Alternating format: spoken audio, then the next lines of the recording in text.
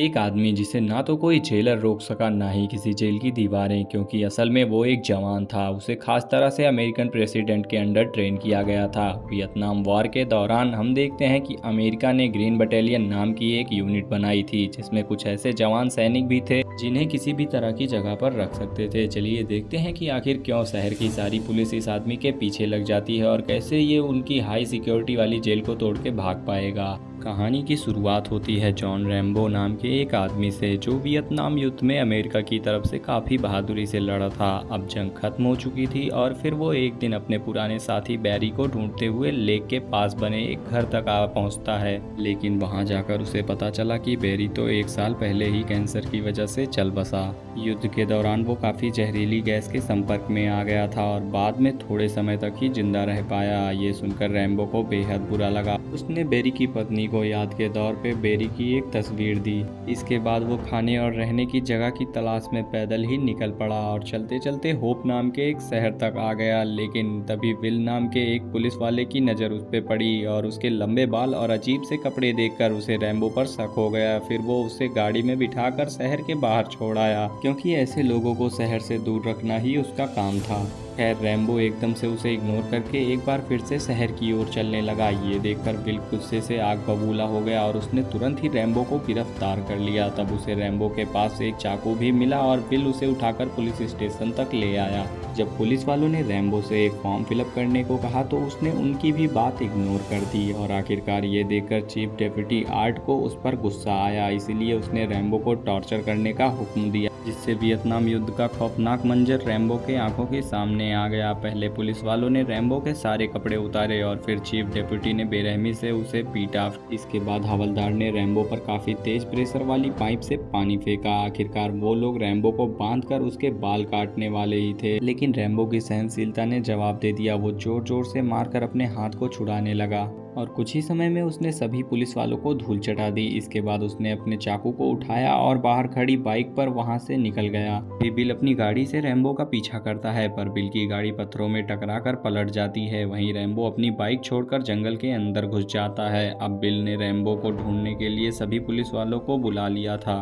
उनके पास आधुनिक हथियार, शिकारी कुत्ते और कुछ हेलीकॉप्टर भी थे। इधर जंगल में रैम्बो ने अपने लिए एक कपड़ा बना लिया और उसे कुछ तारे भी मिलती हैं, जिसे जुगाड़ करके वो एक औजार बनाता है। अब वो पुलिस वालों से भागते भागते ऊंची पहाड़ी की चोटी तक जा पहुंचा और आखिरकार उसने धीरे धीरे उतरने का फैसला किया। यहाँ पर हम देखते हैं कि वो जैसे ही थोड़ा नीचे आया, अचानक आर्ट वहाँ पर हेलीकॉप्टर से आ जाता है। तभी उसने उस पर अंधाधुंध गोलीबारी शुरू कर दी। रैम्बो के पास कोई और चारा भी नहीं था, इसीलिए मजबूरन उसे पहाड़ी से नीचे कूदना पड़ा। खुशकिस्मती से वो पेड़ के टहनियों में फंस जाता है, जिसकी वजह से उसकी जान बच जाती है। इसी दौरान उसकी बाजुओं में बहुत बुरी तरह से चोट लग जाती है और वो जख्मी भी हो जाता है। इधर आर्ट उस पे लगातार गोलियां चलाए जा रहा था, इसीलिए रैम्बो फटाफट पेड़ के नीचे छिप गया। इसके बाद उसने एक बड़ा पत्थर उठाया और सीधा हेलीकॉप्टर के शीशे पर दे मारा, जिससे अचानक पायलट का संतुलन बिगड़ जाता है और आर्ट हेलीकॉप्टर से नीचे गिर जाता है। वो सीधे पहाड़ी के पत्थरों पर जाकर टकरा जाता है और उसकी मौत वहीं हो जाती है। ये सब देखकर रैम्बो ने अपने जख्म पर मलहम लगाई और उसके बाद खुद को पुलिस के हवाले करने का फैसला कर लिया। उसने खड़े होकर दूर से ही पुलिस वालों से कहा कि आर्ट की मौत उसकी गलती से नहीं हुई थी और वो उससे किसी भी तरह की चोट नहीं पहुंचाना चाहता था। पर विल आर्ट की मौत से काफी ज्यादा गुस्से में था। वो उस पर तुरंत गोलियां चलानी शुरू कर देता है। आखिरकार अपनी जान बचाने के लिए फिर से वो जंगल की ओर भाग गया। फिर कुछ देर बाद विल और उसके साथियों को रेडियो पर उसकी खबर मिली। उन्हें बताया गया कि जिस आदमी का पीछा वो लोग कर रहे हैं उसका नाम जॉन रैम्बो है और वो वियतनाम युद्ध में लड़ा हुआ एक फौजी है। उसकी बहादुरी के लिए उसे कई सारे नेशनल अवार्ड और मेडल्स भी मिल चुके हैं। ये सुनकर कई पुलिस वाले काफी डर गए, लेकिन बिल अब भी रैम्बो से बदला लेना चाहता था। इसके बाद बिल अपनी टीम के साथ जंगल में आगे बढ़ने लगा, लेकिन उसके साथियों को डर था कि कहीं बाजी उल्टी न पड़ जाए, वरना फिर उन्हें रैम्बो से बचकर भागना पड़ेगा। जल्द ही उनका डर असलियत में बदल गया, क्योंकि रैम्बो ने अपने जंगली ट्रेनिंग से चारों ओर जाल बिछा रखा था। देखते ही देखते बिल के सारे साथी रैम्बो के हत्थे चढ़ गए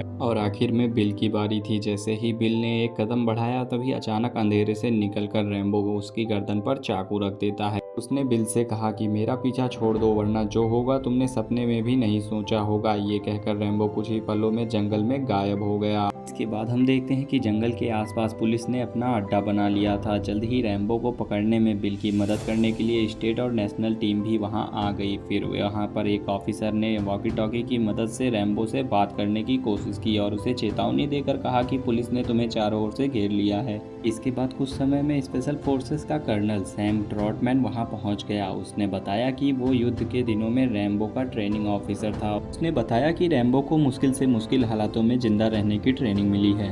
तुम सब उससे मिलकर भी नहीं जीत सकते। जंगल तुम्हारा नहीं बल्कि उसका एरिया है। अच्छा यही होगा कि उसे जाने दो और शहर में अपने हिसाब से उसे गिरफ्तार कर लेना। लेकिन बिल को इस बात का घमंड था कि मेरे पास इतनी बड़ी टीम है, मैं उसे पकड़ लूंगा। इसके बाद उसने सैम से कहा कि वो वॉकी टॉकी से बात करके रैम्बो को खुद को पुलिस के हवाले करने को कहे। सैम रैम्बो से बात करता है तो रैम्बो उससे कहता है कि वो शहर में आराम से घूम रहा था। लड़ाई की शुरुआत तो इन पुलिस वालों ने की। यह कहकर उसने अपना रेडियो बंद कर दिया। लेकिन वो ये नहीं जानता था कि अब तक बिल की टीम जंगल के बीच उसकी लोकेशन का पता लगा चुकी थी।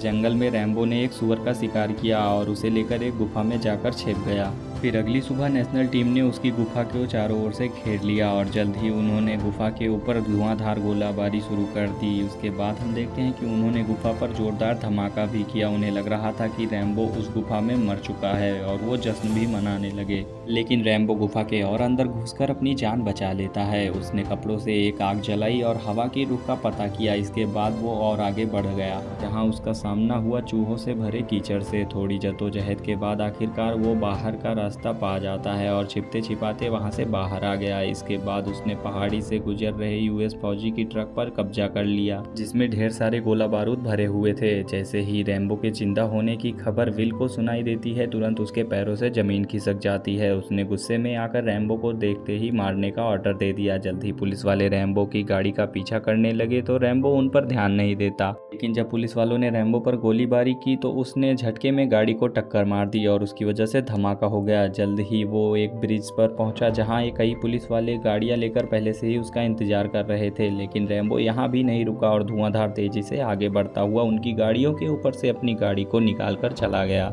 इसके बाद उसने सबका ध्यान भटकाने के लिए पेट्रोल पंप पर विस्फोट किया और अपनी मशीन गन से आम लोगों पर हमला करने लगा, जिसे देखकर बिल ने तुरंत ही लोगों को घर में छिपने का आदेश दिया और खुद ही रैम्बो को पकड़ने की तैयारी करने लगा। पर जैसे ही सैम वहां पर आता है, उसने बिल से कहा कि रैम्बो को जाने दो। लेकिन बिल के सिर पे भूत सवार था, इसीलिए वो हथियार लेकर बिल्डिंग की छत पर पहुंचा। उधर रैम्बो बड़ी चालाकी से ट्रांसफार्मर में आग लगाकर आधा शहर अंधेरे में डुबा देता है। इसके बाद वो हथियारों की जगह पर जाता है, जहां पर वो असला बारूद इकट्ठा करके भयानक विस्फोट कर देता है। जल्द ही उसने विल को बिल्डिंग की छत पर देखा और वो चुपके से पुलिस स्टेशन में घुस आया। उसने नीचे से गोलीबारी शुरू की, जिसकी वजह से जवाब में बिल ने भी गोलीबारी शुरू कर दी, पर वो जख्मी हो गया और लुढ़क कर नीचे आ गिरा। रैम्बो उसके करीब आया, वो बिल को जान से मारने वाला था। ऐन वक्त पर वहां पर सैम आकर रोक देता है और तभी रैम्बो को वो समझाता है कि बिल को मारकर तुम भी जिंदा नहीं बच पाओगे, क्योंकि तुम्हें पुलिस ने चारों ओर से घेर रखा है। उसने रैम्बो को याद दिलाया कि तुम अपनी यूनिट के आखिरी सिपाही हो और मैं नहीं चाहता कि तुम ऐसी मौत मरो, इसीलिए बेहतर यही होगा कि तुम खुद को पुलिस के हवाले कर दो। ये सब सुनकर रैम्बो का भरा हुआ गुस्सा बाहर आ गया। उसे याद आया कि कैसे उसने युद्ध के दौरान खौफनाक दिन देखे थे,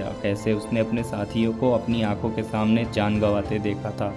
आज भी उसे वो दिन के खौफ डराते हैं, इसीलिए वो किसी भी जगह काम करने के लिए जाता है तो कोई भी उसे नौकरी देने के लिए तैयार नहीं होता। उसने अपनी पूरी जिंदगी देश और देशवासियों की सेवा में लगा दी, लेकिन फिर यही लोग उसके साथ बदसलूकी करते हैं। आखिर इतना कुछ करने के बाद भी उसे ये सिला क्यों मिल रहा है? ये सब कहते कहते वो फूट फूट कर रोने लगा। आखिरकार सैम से अपना दुख दर्द बयान करने के बाद उसका मन हल्का हो गया और फिर उसने खुद को पुलिस के हवाले कर दिया। जल्द ही जख्मी बिल को हॉस्पिटल ले जाया जाता है और अंत में पुलिस वाले रैम्बो को पूछताछ के लिए पुलिस स्टेशन ले गए। ऐसी ही रोमांचक कहानियों के लिए सब्सक्राइब करें हमारे चैनल को।